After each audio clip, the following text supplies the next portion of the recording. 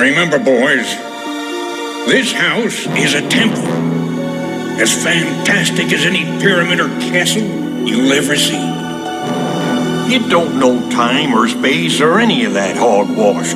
But the forces of evil are always after this skull, and you gotta help me to protect it. So don't let no one touch the dang thing, you hear?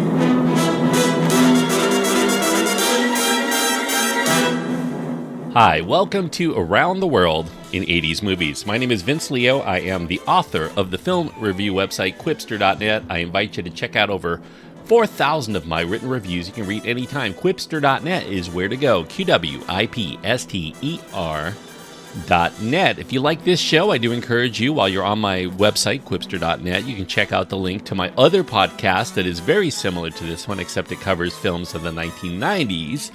And newer films that are related to films of the 80s and 90s. It's called To the 90s and Beyond. Very much a companion podcast to this one. Find the link at Quipster.net.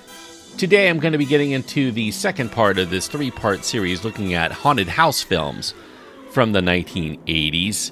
I actually was going to call this Victorian haunted house films because these films are set in a very specific style of haunted house, but I did a little research and I found out that technically the house in House 2 is not a Victorian. It's a little bit newer. It does have a lot of Victorian styles to it, but it's not quite technically accurate. So I'm just going to call this haunted house films, although the intent was to make them tie in to the house.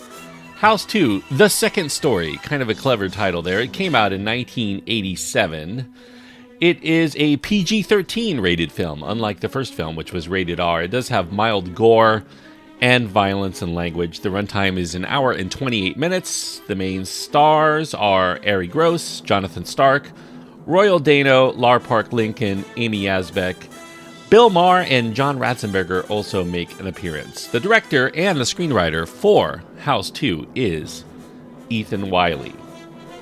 Now, I mentioned on the previous episode that the first film was a surprise success, although it didn't necessarily surprise the makers of the film, because when they engaged in test screenings prior to the release in 1985-86, House was pretty successful in those test screenings. So there was actually some talk at that time that they should go ahead and start preparing for a sequel before it was even released. And it seemed inevitable after House was released. It did score very well in the United States in theaters. It was the highest grossing film in the end in New World Pictures history to that point, although it did get superseded by Steve Miner's next film the following year, Soul Man. It did robust business, not just in the United States. It actually did quite well in Great Britain and West Germany and France. And what was surprising about that was that these are places typically where the horror films, at least of those times, were not really performing as well as they were in the United States. So it was obviously helped by a very light and funny tone that translated well into other countries. Now, the producer for the House series, Sean S. Cunningham, he ran the sequel idea by New World Pictures president Bob Raimi, who consented to the sequel if they could get the foreign distributors to guarantee advances like they did with the first film. So to get distributor interest, Cunningham needed a script. So he asked House screenwriter Ethan Wiley if he could write another screenplay for him, but he had to get it done in about 2 weeks. Wiley agreed to doing this, but he said only on condition that he direct it. Steve Miner, the original House director, as I mentioned, he was busy doing Soul Man for New World. He was unavailable. So Wiley mentioned to Cunningham that he had collaborated very closely with Miner during House's production. He was rewriting scenes. He made a lot of comedic suggestions. He also observed how Miner was operating behind the camera. Cunningham agreed. In addition to those reasons, Wiley seemed to have a vivid imagination. He had a very unique sense of humor that would lend well to the follow-up, and his effects background probably would result in a great-looking movie at a low cost, if nothing else. Cunningham informed Wiley that the $3 million budget, though, was not going to cover most of the original cast returning, because whenever a cast member returns for a sequel, usually they expect more money. But, maybe they could afford George Wendt to star. George Wendt seemed agreeable at the time, so Wiley built a story around George Wendt's character of Harold, the nosy but very likable neighbor in-house. He also had an idea to bring back Big Ben as the heavy. After the house was destroyed by fire at the end of the first film, it gets rebuilt and he would be back. And with this script in hand, Cunningham secured a $25 million 5-picture deal dubbed the Cunningham Collection after he received $4.5 million in pledges by 4 overseas territory distributors. Walter Manley of Manley Productions announced this deal at the American film market in 1986, and the first release of the Cunningham Collection would be House 2, The Unexpected, as it was called at the time. The other films in the works were to be another Ethan Wiley film. It was going to be a New York City-based rock and roll mystery thriller called Hot. There was also a film called The Brawlers, an edgy comedy adventure written by either Dan Vining or Dean Reisner, depending on which source you believe. It features American sailors on leave in Bangkok. There would be a screwball romantic comedy called Dating Delilah, a film called Angela from Deirdre Higgins. Higgins would go on to co-write House 4, coincidentally, and there was also this love story that Cunningham had spent 2 years working on as a project for himself to direct called The Vision. Unfortunately, if you know your movie history, none of these other films, other than House 2, came to pass. Now, the more Wiley contemplated his story idea, featuring Harold and Big Ben coming back, the lamer it seemed. It made little sense that Harold would be haunted by Big Ben. Big Ben was generated from Roger Cobb's fears, as chronicled in House. It didn't make sense that he would carry over somehow into Harold's own fears. Plus, he thought it would be boring to use the same house, the same props, the same rooms, the same premise. And so he thought about it some more, and given that George Wendt wasn't that keen on returning, he decided, maybe he should key in on the title House. And this gave him a new idea. He repitched it to Cunningham. He said that the House series, instead of following the story from the first film, it should instead be kind of like an anthology series, like a Twilight Zone-esque or EC Comics series that was its inspiration anyway. Each entry would be a separate film from the last, but it would carry over 2 key things. One is that it would be set in a house where pretty much anything could happen within its walls, and also it would carry over this offbeat mix of horror and comedy. He set about coming up with a new script idea, and he would retitle it to a more clever one called House 2, The Second Story. Now, this change in direction actually suited Cunningham just fine. Cunningham had a difficult time shaking the Friday the 13th series as the only one that was important in his resume. He continued churning out what he felt were joyless formula sequels, seen by many in the industry as the epitome of everything wrong with the horror genre at the time. This House series would be the antidote that he had been looking for all along, bringing fantasy and fairy tales into the mix. Cunningham loved the fantasy genre. He had once tried to make a Hansel and Gretel movie with Wes Craven back in the 1970s. A successful and very classy mainstream fantasy anthology series could catapult Cunningham into the forefront of Hollywood producers, as he had been trying to do so long. So for the sequel, it was decided to concentrate a little bit more here on comedy than gore. They were going to broaden the appeal of the film by securing a PG-13 rating. They would also work with Marvel Comics on doing an adaptation that would appeal to teenagers. Audiences at that time, Cunningham felt, were growing very inured to the shock scares that he had been drumming up in Friday the 13th. He thought that they should entertain these audiences instead with a fantastical story and characters that they should come to like and care about. And with this formula, they could rejuvenate one of the oldest premises in the horror genre, the haunted house film, and deliver innovative stories that cracked smart and funny enough for today's audiences who wanted to experience horror in a way they'd not been experiencing, at least for some time. So for the new story, Ethan Wiley was inspired by the genre films that he watched with his parents when he was growing up. He had a lifelong love of Westerns. He had watched them incessantly with his father. His father was such a fan of the genre of Westerns that he actually named Ethan Wiley after John Wayne's character Ethan in John Ford's The Searchers. Now, for the horror side, Wiley remembered a lot of classic horror flicks that he would watch with his mother sometimes on the television. Those horror movies were now considered very family-friendly, and Wiley observed that there was a kind of a dormant market here for horror movies made today that could entertain entire families with elements of romance and adventure and comedy and creatures that were both adorable and terrifying, just like they were back in the 1950s.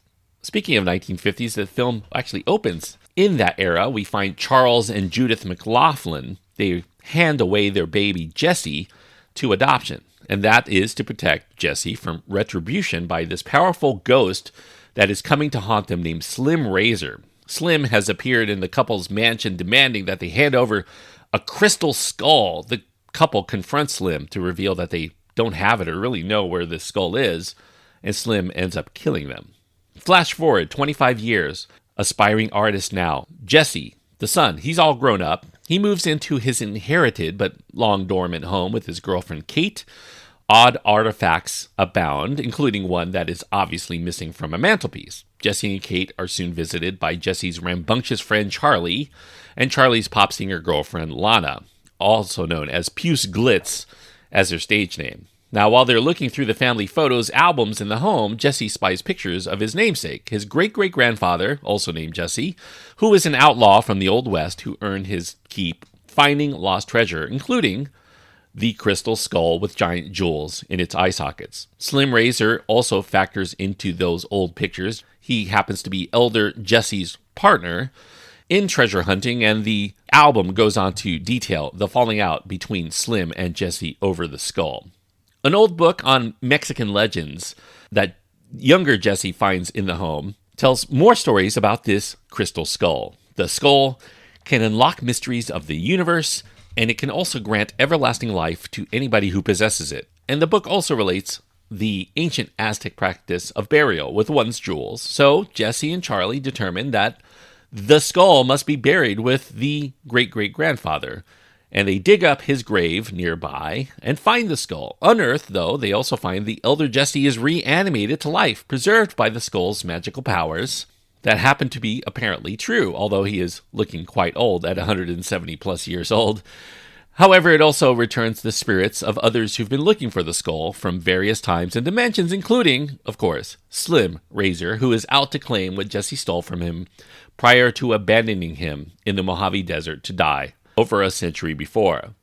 Now, House director Steve Miner, although he had moved on to Soul Man, he had recommended one of the co-stars of Soul Man, Ari Gross, to star in House 2. Miner thought that Gross was a perfect choice to lead a movie, and this would be a big break for him. Although Gross, when he read the script, he really couldn't make heads or tails of the concept. He did blow everybody away with his initial read and his audition, so he was signed immediately. Now, for the supporting roles, they looked to primarily populate it with comedians and comedic actors. Comedians Jonathan Stark and Bill Maher, they auditioned for both the best friend role as well as the record producer that would come into play later in the story. Now, Jonathan Stark, he came from the world of improvisational comedy. He had a better understanding of the absurd tone of House 2, and he also shared the most chemistry with Gross. Bill Maher, he seemed to have a little bit more of a darker edge. He would be better as the smarmy record producer character, so he got the latter. Now, many of the actors hung out together frequently when they were not filming. They also claimed that helped their interactions in front of the camera. Stark credits House 2 with having a great cast that generated laughs both on and off the set together, and he claims that this was the most fun he's ever had in making a movie. Laura Park Lincoln, she was also chosen for her chemistry with Ari Gross in her auditions. She credits House 2 as the first step towards securing femme fatale roles that she would be known for afterward. She also enjoyed working on the film. She's disappointed that a lot of her scenes were jumbled out of context in the editing phase of the film, and a lot of her best scenes, she feels, ended up on the cutting room floor. The film also marks the cinematic debut of comedic actress Amy Yazbek. Yazbek at the time was hungry to get her first big break. She lied to the producers about her experience and talent to try to land the role. Puce Glitz, her stage name persona in the film, she was supposed to be a punk rock singer in the script, but the final product ends up making her more like a pop star like Cyndi Lauper or Madonna. For a scene where she has to dance around in her panties lip syncing to her trademark song, Yazbek put on an extra pair of underwear just in case something embarrassing was to happen to the first. Yazbek did become very good friends with Jonathan Stark in particular on the film. Stark claims he had an immense crush on her during the shoot, and they both still remain very good friends to this day. Devin De Vasquez, she also appears in this film, playing the Virgin, the Aztec Virgin, kind of a ironic twist. She was a former Playboy centerfold during this period, although the producers actually didn't know that when they cast her. She also happened to win the spokesmodel category on TV's Star Search in 1986 as well. Now, many actors from classic Hollywood auditioned for the elder Jesse, known as Gramps, in the film, but Wiley decided he wanted to cast Royal Dano because Dano had a very distinctive voice. It exuded lots of personality despite having to wear a lot of makeup and prosthetics. To make him look 170 years old, his voice, his personality would come through despite the makeup. Dano did feel mildly insulted when he was informed, well, they weren't really going to need a lot of makeup to make him look 170 years old. The biggest hurdle for Dano was that he'd recently had quadruple bypass heart surgery, and that required Cunningham to pull some strings at the last minute to try to get him insured and on board. Now, Wiley, in working with Dano, he regarded him as a national treasure. He was a consummate professional on and off the set, a gifted comedic actor in front of the camera, and an all-around great guy who regaled everybody on the set with anecdotes of working with some of the greatest filmmakers in Hollywood history. He worked with Alfred Hitchcock in The Trouble with Harry, as well as several episodes of Alfred Hitchcock Presents television show. He also worked with John Huston for a couple of films, like Moby Dick and The Red Badge of Courage. He was very popular on the set for a taste of old Hollywood. They also secured George Wendt's colleague from the TV show Cheers, John Ratzenberger, to appear as an adventurous electrician named Bill Towner. That was purely a coincidence. They weren't necessarily trying to strike a Cheers motif in their films, but Ratzenberger just happened to audition the best of the people that they were looking at. Ratzenberger quipped that he was being typecast here into a dork in uniform roles, at least in this period of his career. Now, he secured the role not only because of his comedic skills, but he had surprising physical fitness and talent for somebody who looked kind of pudgy and middle-aged at the time. But that came from years of martial arts training. He also learned how to sword fight and tumble. He was a stage actor for quite a while in London, which is where he learned a lot of his acting skills.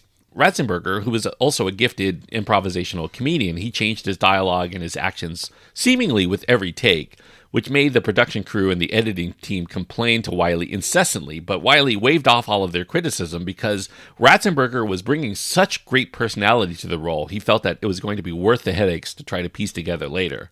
And that kind of embodies Wiley's approach to his first time as a director. Although it is his first directorial feature effort, things actually did go very smoothly for Wiley, who, due to his prior experience on the technical side of things, he was able to address a lot of the mechanical problems that typically plague the technical crew, the creatures and the puppets. All of those things he managed to make sure that they were dealt with before they caused problems during the shoot. He also understood when to swap out different puppets for different shots, as well as when to leave something just to a matte shot. And he also knew the jargon of the technical crew, which kept things humming along. And because he was also in charge of the script, he knew what was physically and technically possible before he would put it into the story. And that made him a better screenwriter, knowing what would be possible and what would not, given the limitations of the budget and the available technology he was afforded. Anything impossible was nixed from his story. Now, the cast and crew reacted very favorably to Wiley's very calm, very easygoing demeanor during the shoot. Wiley says he didn't think anxiety and tirades resulted in making a better movie. If it did, he would do those things, but he felt it was counterintuitive to work creatively with a lack of sleep or to not collaborate fully with what happens to be a much more experienced cast and crew, given that he is a first-time director. Because it was Wiley's first film as a director, he was like a kid, and the actors loved his exuberance because he was willing to let them play along with him and join along with his imagination of where he wanted the story to go. To stay very loose and fun between takes, the actors all joked around a lot. When they were working with the puppets, for instance, the actors noticed that when Wiley yelled cut, the people operating the puppets would stop, and that made the puppets look like they would just go limp, like on the spot. So Gross and Stark, noticing the puppets doing this, they would start doing the same. They would fall lifelessly to the floor when cut was yelled by Wiley, and that became kind of a running inside joke during those scenes. Now, I mentioned that the Victorian mansion is not necessarily here. The house happens to be a Richardsonian Romanesque, built in 1891 by Thomas Stimson, the former Thomas Stimson Mansion, located in Los Angeles at 2421 South Figueroa Street, not far from the campus of USC. Over the years, it's been used as a frat house for a few years, coincidentally also a convent for a few years. It also was used as housing for students at Mount St. Mary's College. The interiors, though, were not filmed there. They were filmed at Laird International Studios in Culver City, also known as Culver Studios. Coincidentally, at the same time, that house creator, Fred Decker, was at the studio shooting The Monster Squad. So Wiley and Decker, who were good friends from the time of their childhood, they would visit each other's sets during the making of both of their films.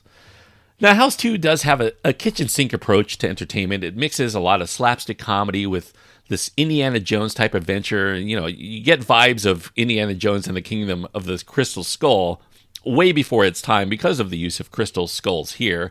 A lot of old Western tropes, swashbuckling action, dinosaur movies also appear in this film. Wiley here is establishing a house in which normal rules just do not apply. Wiley and Miner, they had discussed during the making of House that one of the strengths of that film was that anytime somebody entered a room, the audience actually didn't know what to expect. So in House 2, Wiley wanted to continue on that tradition. So each time they enter a new room, it's like a portal to a new dimension. Some of them will be scary, some of them funny, most often funny, to try to keep audiences off guard. They enter the Old West or an Aztec temple or a prehistoric jungle.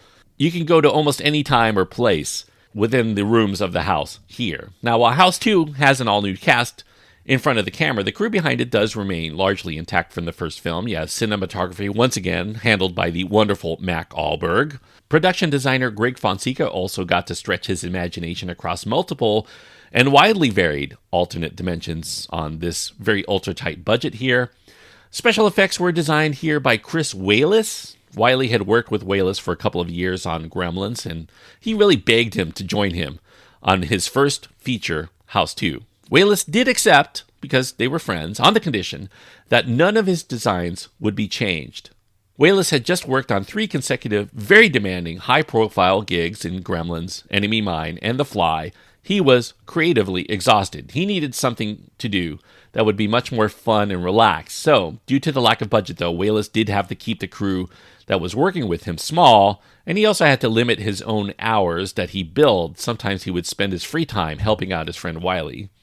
And because Wiley had learned how to shoot puppets from Walas, they were very much in sync on how to set things up before each scene. Unique creatures were on the docket, such as a caterpuppy, that is a caterpillar in body with the head and tail of a Pekingese puppy. Wiley came up with the caterpuppy idea actually years back, not for this film specifically. He was studying design with Walas.